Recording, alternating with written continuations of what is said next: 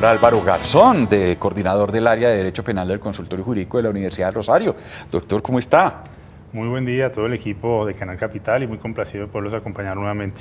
Bueno, doctor, usted sabe que nos envían las preguntas los televidentes a través de nuestra cuenta consultoriojurídico@canalcapital.gov.co.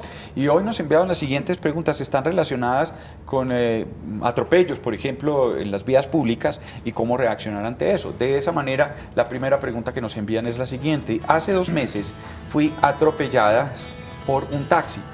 Sé que se inició el proceso por lesiones personales en la fiscalía, pero ¿qué más puedo hacer? ¿Tengo que quedar quieta?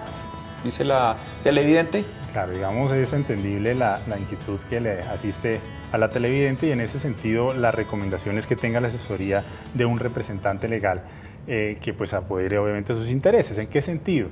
Uno, porque con la información que nos está exponiendo debemos dimensionar la representatividad de esas lesiones, si fueron menores, dependiendo los días de incapacidad, si hubo pérdida de perturbación funcional, etcétera, etcétera, para verificar si efectivamente es posible o no llegar a una conciliación. Muy seguramente la Fiscalía los va a llamar a conciliar, en este caso pues al taxista y al dueño del vehículo y a la usuaria pues que nos está llamando. Entonces, lo primero seguramente es que habrá una idea de conciliación. Muy probablemente. Es y lo en más ese probable. sentido la recomendación más importante es que no caiga en ansiedad y no concilie por conciliar, porque necesitamos obviamente saber una serie de información determinante para saber si efectivamente es conveniente o no conciliar. Insisto, por ejemplo, un dictamen de medicina legal que nos pueda obviamente ilustrar sobre la representatividad de esas lesiones, ¿de acuerdo? Y verificar así si efectivamente es oportuno o no hacerlo. No sabemos si, por ejemplo, ella requiera una operación y por precipitarse a llegar a un arreglo, pues después no puede obviamente reclamar ese tipo de situaciones. ¿Se acuerda, Carolina? Ayer hablábamos de cómo el taxista Holman Cangrejo, luego de que este muchacho lo atropellara. Fabio Salamanca, claro, que en ese caso Holman Cangrejo hoy dice que fue la persona que resulta pues inválida en ese accidente. Dice, yo concilié por 200 millones de pesos, pero esos 200 millones de pesos no me han alcanzado para las terapias y para lo que hoy tengo que hacer pues con esta situación en la que quedé. Entonces él decía, yo no hubiera conciliado. Exactamente, digamos que la recomendación más importante es esa, que tenga la orientación. Porque después no hay nada que hacer. No, ya una vez uno concilió. Claro, y si ya llegó a un arreglo que efectivamente no fue atractivo o no se compadece con la representatividad de esas lesiones, pues va a ser muy complicado.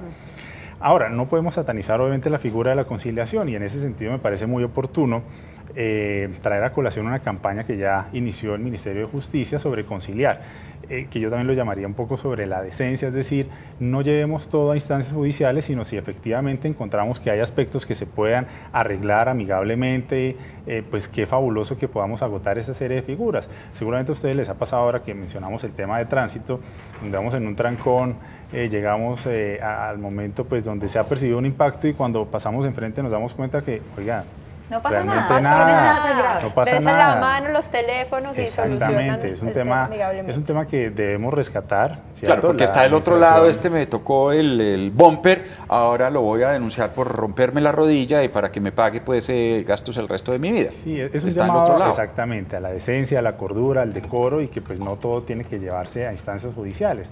Y dos, creo que también sería oportuno hacer un llamado al respeto a las reglas de tránsito, no solamente desde el punto de vista de los conductores de vehículos, sino también obviamente de las bicicletas, de las motocicletas, ¿de acuerdo? Que los vemos de pronto en vías donde eventualmente no pueden estar, etcétera, etcétera.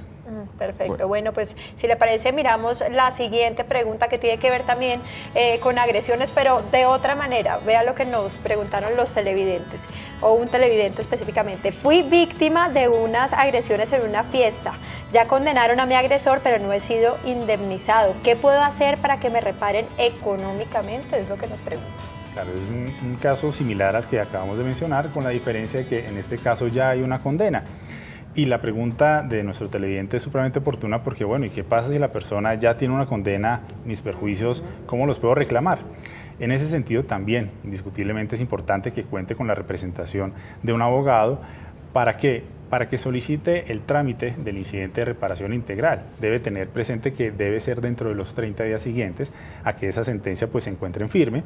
Y obviamente no es un proceso nuevo, es bueno aclararle obviamente eso al televidente, sino sencillamente un trámite donde se va a discutir única y exclusivamente el aspecto de los perjuicios. Ya no se va a debatir el tema de responsabilidad porque ese ya quedó obviamente definido en la sentencia, sino únicamente los aspectos económicos o patrimoniales que fueron consecuencia de esa conducta punible. Para ello obviamente requerirá la asesoría de un profesional en el cual le colabore en la estructuración de esa liquidación de perjuicios, los daños morales, la tasación dependiendo de si efectivamente cuáles fueron las secuelas que sufrió, etcétera, etcétera, y poder así adelantar ese tipo de reclamación. Pero entonces la persona perjudicada siempre tiene que solicitar ese trámite aparte de la denuncia normal. Claro. Y no asumir que porque ya denunció a la persona ya. Exactamente, y es importante esa aclaración porque si no lo hace dentro de los 30 días siguientes a la firmeza pues en que quede el fallo, pues se puede interpretar efectivamente en que no tiene interés en continuar con ese trámite de reclamación de perjuicios, donde sí efectivamente se interpreta que debe adelantarse ese trámite cuando los afectados son menores de edad. Allí la ley sí interpreta que de manera oficiosa deba iniciarse, pero hay otros casos en los que no, y es muy respetable ello porque hay casos en los cuales la persona de pronto sabe que no existe una capacidad económica por parte de la persona condenada y pues a mí realmente lo que me importaba era que la condenaran. Yo sé que pues si no tiene un patrimonio digamos sólido, pues para qué me voy a desgastar con ese trámite si sé que no voy a obtener nada. 7 de la mañana, 8 minutos, doctor Garzón, muchísimas gracias. No, un placer estar aquí nuevamente. Doctor Álvaro Garzón, coordinador del área de Derecho Penal del Consultorio Jurídico. Doctor, ¿usted qué dice?